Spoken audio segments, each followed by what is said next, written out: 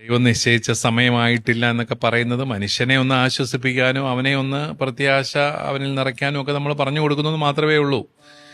പക്ഷേ നമ്മൾ ചെയ്യേണ്ട ജോലി നമ്മൾ ചെയ്യണം. നമ്മൾ എടുക്കേണ്ട തീരുമാനം നമ്മൾ എടുക്കണം. ഒരു സമയത്ത് ആ തീരുമാനമെടുക്കാതെ എല്ലാം ദൈവത്തിൻ്റെ ചുമലിലേക്ക് തള്ളിവിടുന്നത് ശരിയായ കാഴ്ചപ്പാടല്ലെന്ന് തന്നെയാണ് എൻ്റെ അഭിപ്രായം. ദൈവം നമുക്ക് തീരുമാനമെടുക്കാൻ കഴിവ് തന്നു, സ്വാതന്ത്ര്യം തന്നു,